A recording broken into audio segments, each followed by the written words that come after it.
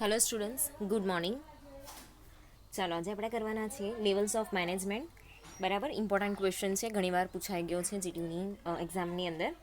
બરાબર, હવે levels of management એટલે કેવું કે આની અંદર છે ને બધી જ એક્ટિવિટી જે છે બરાબર એ જે મેનેજ કરવામાં આવે છે એક ઓર્ગેનાઇઝેશનની અંદર જેટલી બી એક્ટિવિટીઝ જે છે બરાબર જે હ્યુમન દ્વારા શું કરવામાં આવે છે, હ્યુમન રિસોર્સિસ દ્વારા અહીંયા પરફોર્મ કરવામાં આવે છે.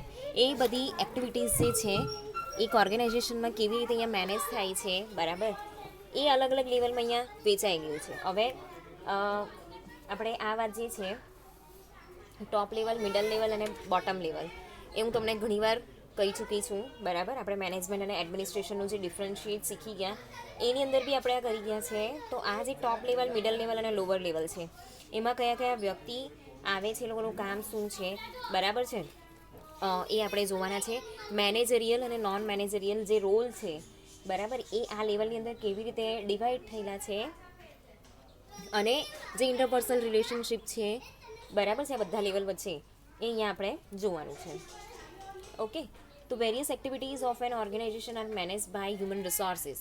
હ્યુમન રિસોર્સિસ જે છે બરાબર ટોટલી આ પિરામિડની અંદર ટોટલી હ્યુમન રિસોર્સિસ જે છે એને મેનેજ કરવામાં આવે છે બરાબર છે. અલગ અલગ કામ સોંપવામાં આવે છે.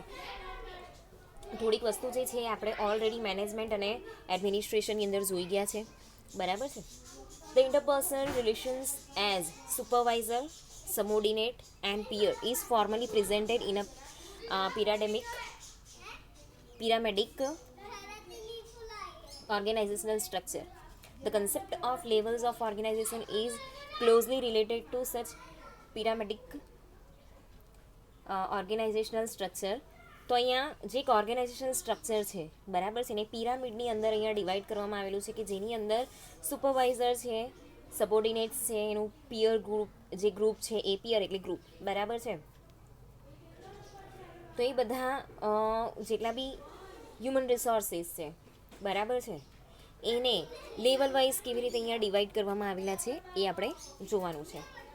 This is pyramidal structure showing the formal organizational interpersonal relation is depicted in the following schematic diagram. It should be carefully noted that the broad division of managerial level is term of the relative importance of activity are classified into top level, middle level and lower level. બરાબર, એને top level, middle level અને જે lower level છે એની અંદર અહીંયા divide કરવામાં આવેલું છે બરાબર છે. અને એની નીચે આવશે અનન્યુમરેબલ ઓપરેટર્સ. ઓકે, જેની અંદર કેવું છે, કોણ કોણ આવશે, વર્કર્સ આવશે, ઓપરેટર્સ આવશે, ક્લર્ક્સ આવશે, હેલ્પર આવશે બરાબર. એ બધા જે છે નોન મેનેજરિયલ રોલવાળા જે એમ્પ્લોઈઝ છે બરાબર છે એ બધા આવશે. એની સાથે સાથે જે સુપિરિયર અને સબોર્ડિનેટ રિલેશનશિપ છે બરાબર છે એ બી અહીંયા એકબીજાની સાથે કેવી રીતે રિલેટ કરે છે આપણે જોઈશું. For a middle level manager, top level manager are superior while he himself is a superior to his lower level management. બરાબર છે. જો આ છે પિરામિડ બરાબર છે. એક મિનિટ થોડું ઝૂમ કરું so you can clearly see this. જો જે ટોપ લેવલ આ જે આખું ટ્રાયંગલ છે બરાબર પિરામિડ, તો એ પિરામિડની અંદર જે ટોપ લેવલનું મેનેજમેન્ટ છે એ જોઈ લેવું. તો એમાં પ્રેસિડેન્ટ છે બરાબર, એની અંદર સીઈઓ છે, મેનેજિંગ ડિરેક્ટર છે, બોર્ડ ઓફ ડિરેક્ટર્સ છે, એ લોકોનો સમાવેશ થાય છે બરાબર છે. જ્યારે જે મિડલ લેવલ છે એની અંદર જે વેરિયસ ફંક્શનલ મેનેજર્સ હોય બરાબર છે, એટલે ડિપાર્ટમેન્ટ જે ચાર મેનેજમેન્ટના જે ચાર મેઇન ફંક્શન્સ છે એ વાઇઝ ડિપાર્ટમેન્ટ. તો પ્રોડક્શનનું જે મેનેજર છે હોય તે, માર્કેટિંગ મેનેજર હોય તે મેઇન મેનેજર બરાબર. હવે ઉપરનું જે છે ને એની અંદર જનરલ મેનેજર બી આવી છે બરાબર. પછી છે financial manager, human resources manager. Okay, એના પછી you can see this lower level management. તેમાં સુપરવાઇઝર, પ્રોડક્શનના સુપરવાઇઝર બરાબર, પ્રોડક્શનની અંદર સુપરવાઇઝર હોય. પછી જે મેનેજર જે માર્કેટિંગ હોય ને તો એરિયા સેલ્સ મેનેજર હોય બરાબર છે. પછી જે ચીફ અકાઉન્ટન્ટ હોય એ ફાઇનાન્સની અંદર હોય બરાબર. અને એચઆરડી એટલે હ્યુમન રિસોર્સ ડેવલપમેન્ટ, એચઆરડી એટલે હ્યુમન રિસોર્સ ડેવલપમેન્ટ, બરાબર. ને એચઆરએમ એટલે હ્યુમન રિસોર્સ મેનેજમેન્ટ. તો એ ટ્રેનિંગ મેનેજર હોય. તો પ્રોડક્શન વાઇઝ જો પ્રોડક્શનમાં સુપરવાઇઝર આવશે, બરાબર. પછી માર્કેટિંગની અંદર શું આવશે? એરિયા સેલ્સ મેનેજર આવશે. પછી જે ફાઇનાન્સ છે એની અંદર ચીફ અકાઉન્ટન્ટ આવશે. અને જે એચઆરડી છે એની અંદર ટ્રેનિંગ મેનેજર આવશે, બરાબર. આ થયું લોઅર લેવલ. હવે આ જે મિડલ લેવલ છે ને, બરાબર, એના સુપિરિયર કોણ કહેવાશે? Top level. જ્યારે એ પોતે લોઅર લેવલનો સુપિરિયર કહેવાશે, બરાબર. તો એવી રીતે બધાની પોતપોતાની જવાબદારી જે છે એ વેચાઈ ગયેલી છે. અને લાસ્ટમાં આ જે ભાગ છે, બરાબર, એની અંદર જો પ્રોડક્શનની અંદર ઓપરેટર્સ આવશે, બરાબર છે. પછી માર્કેટિંગની અંદર સેલ્સમેન આવશે. પછી જે ફાઇનાન્સ છે એની અંદર અકાઉન્ટ ક્લર્ક આવશે, બરાબર છે. અને એચઆરડીની અંદર જે જનરલ ક્લર્ક આવે એ આવશે, બરાબર. તો આ જે ઉપરનો પાર્ટ છે ને એ મેનેજર્સ એટલે કે મેનેજરિયલ રોલ પ્લે કરે છે બધા. અને આ નોન મેનેજર, અહીંયા કોઈ મેનેજર નથી, નોન મેનેજરિયલ રોલ બધા ઓપરેટરનું કામ કરે છે, બરાબર. અહીંયા જે છે જવાબદારી બહુ બધી હોય છે.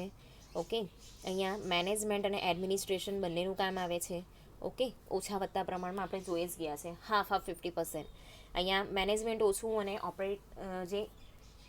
એડમિનિસ્ટ્રેશનનું ઓછું અને મેનેજમેન્ટનું કામ વધારે આવે છે. ઓકે, તો આ રીતે એક આખું ટ્રાયંગલ જે છે અહીંયા બને છે, બરાબર. અહીંયા ટ્રાયંગલ એટલે બનાવવામાં આવેલું છે કે અહીંયા એમ્પ્લોય ઓછા હશે, માણસો ઓછા હશે. અહીંયા થોડાક વધી જશે અને અહીંયા બી વધી જશે. અને અહીંયા તો લોટ્સ ઓફ હોય, બરાબર. આ લોકો વગર તો કામ જ નહીં થાય, ટકે જ નહીં કોઈ બી ઓર્ગેનાઇઝેશન. કામ કરવા માટે જોઈએ આ લોકો. ઓકે, તો આ રીતે બધી વસ્તુ જે છે એ વેચાયેલી હોય છે. ઓકે, તો આ 3 લેવલ છે એને આપણે એક એક કરીને સમજીએ. ચાલો. The organization structure is a typical large scale company will have 3 levels. બહુ મોટી કંપની હોય ને, બરાબર, એટલે આ જે મેનેજમેન્ટ છે ને, બરાબર, આ જે ટ્રાયંગલ છે ને, બહુ મોટી મોટી ઓર્ગેનાઇઝેશન કે કંપની હોય ને ત્યાં તમને ખાસ જોવા મળે. હવે એક નાના લેવલનું કંઈ વસ્તુ ખોલેલું હોય ને તો એની અંદર છે ને ફ્લેટ મેનેજમેન્ટ બી હોય. એ આગળ જતાં જે છે એ વસ્તુ હું તમને શીખવાડીશ. બધા અલગ અલગ ટાઈપ પણ આવે મેનેજમેન્ટના, બરાબર છે. તો એની અંદર છે ને ફ્લેટ સ્ટ્રક્ચર બી આવે છે, બરાબર. અલગ અલગ બધા એના સ્ટ્રક્ચર પણ હોય છે. ડિપ્લોમામાં પણ આ ટોપિક આવે છે. તો જો તમને નહીં હશે ને તો ડિપ્લોમાનું ફોરવર્ડ કરી દેવા, બરાબર છે. તો આ મોટી મોટી ઓર્ગેનાઇઝેશન અને કંપનીની અંદર આ વસ્તુ ખાસ જોવા મળે છે, બરાબર છે. તો અહીંયા within the pyramidal structure depending upon size of the company and nature of operation, organization structure will vary from company to company, બરાબર. કંપની વાઇઝ એનું સ્ટ્રક્ચર જે છે ને અલગ અલગ હોય છે, બરાબર. કોઈમાં પિરામિડ છે ને તો 6 લેવલ સુધી બી વેચાયેલું એટલે ટોલ સ્ટ્રક્ચર, જ્યારે કેટલાકમાં ફ્લેટ સ્ટ્રક્ચર હોય, બરાબર, જેને સ્કાલર ચેઇન તરીકે ઓળખવામાં આવે છે. ખાલી 3 જ હોય, બરાબર છે. બહુ ખાસ વધારે એની અંદર વ્યક્તિની જરૂર નથી પડતી. ડિપેન્ડ કરે ઓર્ગેનાઇઝેશનની જે સાઇઝ છે કેટલી છે, બરાબર છે. તો આ જે 3 લેવલ છે, ટોપ, મિડલ અને લોવર, બરાબર છે, એ મેનેજમેન્ટની અંદર ઓથોરિટી અને રિસ્પોન્સિબિલિટી વાઇઝ અહીંયા વસ્તુ વેચાઈ ગયેલી છે, બરાબર છે. તો જો જે ટોપ લેવલના જે વ્યક્તિ છે એમાં CMD, VP, ઓનર્સ અને CEO, તે લોકોનું કામ કેવું છે? સ્ટ્રેટેજિક હોય છે, પ્લાનિંગ કરવાનું અને ઓર્ગેનાઇઝ કરવાનું અને જે પોલિસી છે એ ડિસાઇડ કરવાનું. હવે મિડલ લેવલના જે મેનેજમેન્ટના વ્યક્તિ છે એ લોકોનું કામ શું છે? તો એની અંદર કોણ આવશે? સિનિયર મેનેજર્સ અને મેનેજર્સ, બરાબર છે. તો એ લોકોનું કામ કેવું છે કે ટેક્ટિકલ છે, ડિસિઝન મેનેજરિયલ છે, બરાબર. એ લોકો શું કરતા હોય? ડિસિઝન મેકિંગનું, પ્રોબ્લેમ સોલ્વિંગનું બધાનું કામ કરતા હોય, ટેક્ટિકલ કામ હોય, બરાબર છે. પછી એના પછી લોઅર લેવલ છે તો એની અંદર એક્ઝિક્યુટિવ્સ આવે, ફોરમેન્સ આવે, બરાબર, સુપરવાઇઝર આવે. તો એ લોકોનું કામ શું છે? ઓપરેશનલ હોય, જે ડિસિઝન્સ હોય ઉપરથી જે ડિસિઝન લેવામાં આવે છે અહીંયાથી, બરાબર છે, એ ડિસિઝનને ફોલો કરવાનું હોય ને રૂટીનમાં લાવવાનું હોય, બરાબર છે. એ કામ એ લોકોનું હોય છે. જ્યારે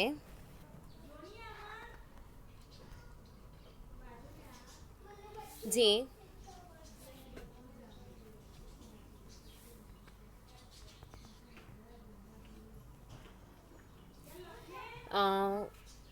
વર્કર્સ છે, સ્ટાફ છે, બરાબર છે, કે પછી જે હેલ્પર છે, એ લોકોનું એની અંદર આવશે વર્કર્સ, સેલ્સમેન્સ અને ક્લર્ક્સ, બરાબર. એ લોકોનું કામ શું છે? ઇમ્પ્લિમેન્ટર ઓફ ડિસિઝન્સ. જે પણ ડિસિઝન લેવામાં આવે છે એ લોકોએ ખાલી ફોલો કરવાનું હોય, બરાબર, એ પ્રમાણે ખાલી કામ કરવાનું હોય. તો આ રીતે આખી જે વસ્તુ જે છે એ અહીંયા પ્રોસેસ થાય છે, બરાબર છે. તો ટોપ લેવલની અંદર સ્ટ્રેટેજિકથી લઈને પોલિસી મેકિંગનું કામ, પછી નીચે આવશે ડિસિઝન મેકિંગનું કામ, ડિસિઝનને રૂટીન કરવાનું કામ, અને પછી ડિસિઝનને ફોલો કરવાનું કામ, બરાબર છે. તો આખા 4 લેવલની અંદર આ વસ્તુ વેચાયેલી છે, બરાબર. તો એમાં આપણે જોઈએ ટોપ લેવલ આપણે ઓલરેડી જોઈ ગયા. તો chief managing director, vice president, chief executive of organization, એ ટોપ મેનેજમેન્ટ કમિટી હોઈ શકે, બરાબર છે. એ લોકોનું કામ શું છે? સ્ટ્રેટેજિક છે, પોલિસી જે છે એ બનાવવાનું છે, ડિસિઝન જે છે, બરાબર છે, બિઝનેસ એન્વાયરમેન્ટ જે છે એને બનાવી રાખવાનું છે. ઓકે, એટલે ઓવરઓલ બિઝનેસ ઓબ્જેક્ટિવ જે છે ને, બરાબર, એને લોકો જે છે ફોકસમાં રાખે છે, જે ગોલ્સ છે ઓર્ગેનાઇઝેશનના એને ફોકસમાં રાખે છે, બરાબર. અહીંયા એક્ઝામ્પલ આપ્યું છે વોટ પ્રોડક્ટ ટુ પ્રોડ્યુસ, કયા પ્રોડક્ટ જે છે એને પ્રોડ્યુસ કરવાનું છે, કયા એરિયામાં એને સેલ કરવાનું છે, બરાબર છે. જે ફંડ છે એને આપણે કેવી રીતે અહીંયા ભેગો કરવાનો છે, એને અલોટ કેવી રીતે કરવાની છે, જે બધી જ એક્ટિવિટી છે ને એને કેવી રીતે હેન્ડલ કરવાની છે ને, એ કામ અહીંયા ટોપ લેવલનું છે.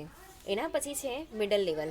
તો મિડલ લેવલની અંદર શું છે કે જે સિનિયર મેનેજર્સ છે, બરાબર છે, અને જે અલગ અલગ ડિપાર્ટમેન્ટના જે મેનેજર છે, for example production, marketing, finance, purchase, individual product manager, બરાબર. પ્રોડક્ટની અંદર બી કેવું હોય કે એક પ્રોડક્ટની બનતી હોય, એની સાથે બીજી બહુ બધી પ્રોડક્ટ બનતી હોય, બરાબર, કે પ્રોડક્ટને રિલેટેડ બી બીજી પ્રોડક્ટ બનતી હોય. તો એ બધા અહીંયા મેનેજર્સ હશે, બરાબર છે. તો અહીંયા ટેક્ટિક ડિસિઝન એ લોકોએ લેવાનું હોય છે, પ્રોબ્લેમ સોલ્વિંગ કરવાનું હોય છે, બરાબર છે. જો ટેકનોલોજી બદલાય તો એને અડોપ્ટ કરવાનું કામ બધું કરવાનું હોય છે, બરાબર છે. તો અહીંયા જે ડિસિઝન આખું લેવાનું હોય છે, સ્ટ્રેટેજિક ડિસિઝન, પછી જે પોલિસી પ્લાન છે, બરાબર, જે પણ ઓબ્જેક્ટિવ્સ છે ને જે ટોપ મેનેજમેન્ટ દ્વારા સેટ કરેલા છે, બરાબર છે, એને અહીંયા શું કરવાનું છે કે એ પ્રમાણે અહીંયા ડિસિઝન લેવાના છે. તો strategic decision of top management is to develop a new formation to combat disease like AIDS and to sell it domestic and in international markets. Then middle management at each department will take tactical decision as below. So R&D scientists in collaborating with production manager will develop a new drug. બરાબર, માની લો કે હવે કોઈ દવા બનાવતી company છે, તો ads જે છે એડ્સ ડિસીઝને અહીંયા કોમ્બેટ કરવા માટે શું કરવાનું છે કે ડોમેસ્ટિક અને ઇન્ટરનેશનલ માર્કેટ છે, બરાબર, ત્યાં એને ડેવલપ કરવા માટે તો R&D સાયન્ટિસ્ટ છે એની સાથે લોકો કોલાબોરેશન કરીને, પ્રોડક્શન મેનેજર છે એની સાથે કોલાબોરેટ કરીને નવું ડ્રગ જે છે એ બનાવવામાં અહીંયા હેલ્પફુલ થશે.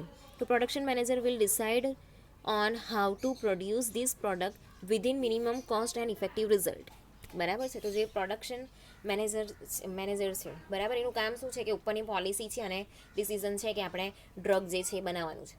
તો એ જે ડ્રગ છે, બરાબર છે, એને આપણે ઓછા કોસ્ટમાં અને ઇફેક્ટિવ રિઝલ્ટથી કેવી રીતે બનાવી શકીએ એ ડીલ સાયન્ટિસ્ટની સાથે કરવાની છે. ઓકે, તો આ થયું મિડલ લેવલનું મેનેજમેન્ટ. તો એવી રીતે જે માર્કેટિંગ મેનેજર છે એને ડિસાઇડ કરવાનું છે કે આ જે પ્રોડક્ટ છે એને આપણે કેવી રીતે સેલ કરવાની છે, કયા એરિયામાં સેલ કરવાની છે, એનું એડવર્ટાઇઝમેન્ટ જે છે એ કેવી રીતે કરવાનું છે, બરાબર છે.